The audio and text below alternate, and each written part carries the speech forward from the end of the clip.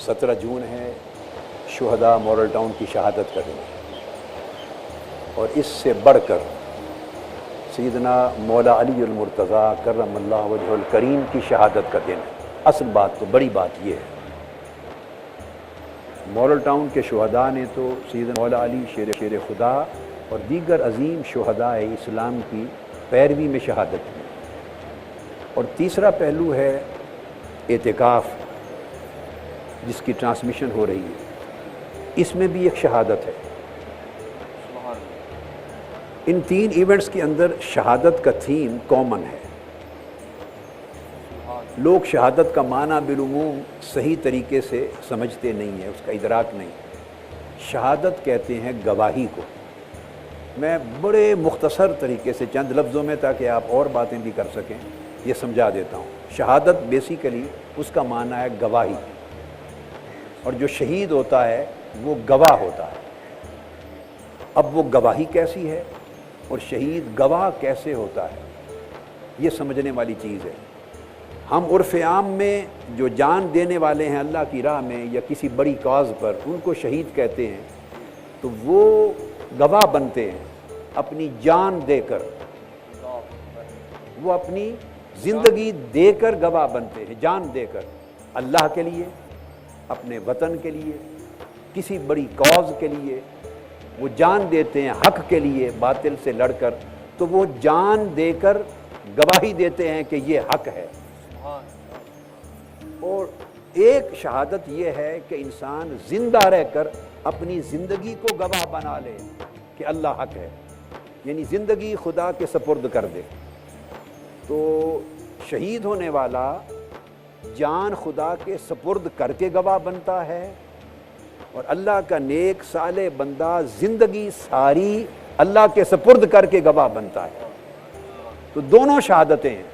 اعتکاف میں ان کو پوری زندگی بھر کو گواہی بنانے کا سبق دیا جا رہا ہے کہ زندگی اللہ کے سپرد کریں، اللہ کی رضا کے سپرد کریں، اور اپنے نفس کے گرفت سے چھین لیں۔ نفس کا قبضہ، نفس کا، خواہشات کا، شہوات کا، دنیا کی مادی ترجیحات کا قبضہ آپ کی زندگی پر نہ رہے۔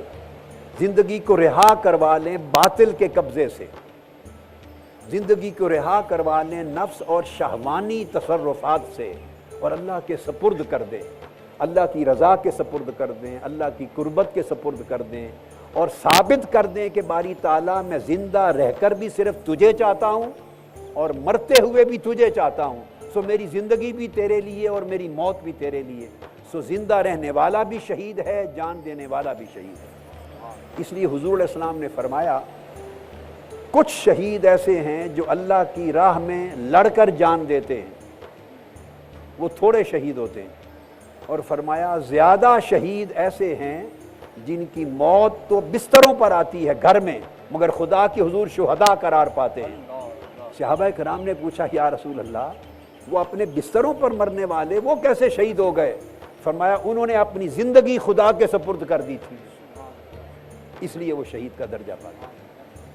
تو یہ دراصل زندگی کے ہر مرحلے پر آپ شہید ہو سکتے ہیں، ڈیپینڈ کرتا ہے کہ آپ نے اپنی زندگی کو کتنا سچا اللہ کے امر کے تابع اور اخلاص کے ساتھ اس کے سپرد کس قدر کیا ہے۔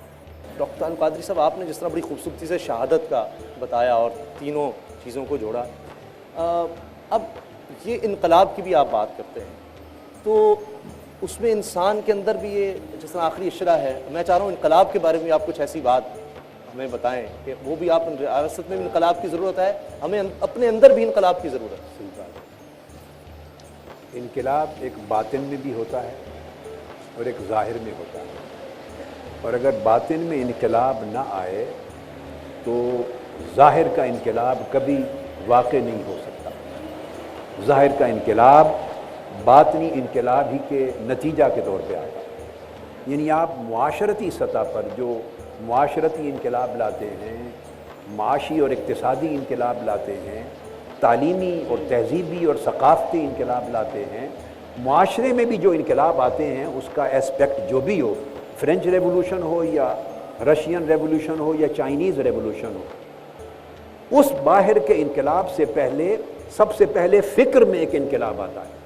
لوگ فیل کرتے ہیں کہ ہم اس ظلم اور جبر اور محرومیت اور مظلومیت کی زندگی میں رہ رہے ہیں, ہمیں اس نظام سے ٹکرانا ہے, ہمیں آمریت سے, بادشاہت سے, جبر سے, ملوکیت سے ٹکرانا ہے. ایک اندر تبدیلی آتی ہے. لوگ اس انداز کی بنی اسرائیل جیسی مغلومی اور مغلوبیت کی اور مظلومیت کی, محکومیت کی زندگی سے تائب ہوتے ہیں, فیصلہ کرتے ہیں کہ اس جینے سے مر جانا بہتر ہے. تو اندر جب انقلاب آتا ہے اور سوچ جمع ہوتی ہے, پھر آدمی سوچتا ہے کہ ٹکرا جاؤ, اور ٹکرا جاؤ تو یہ جو موت ہے اس سے تو عزت کی, اس زندگی سے تو بے عزتی کی زندگی سے تو عزت کی موت بہتر ہے.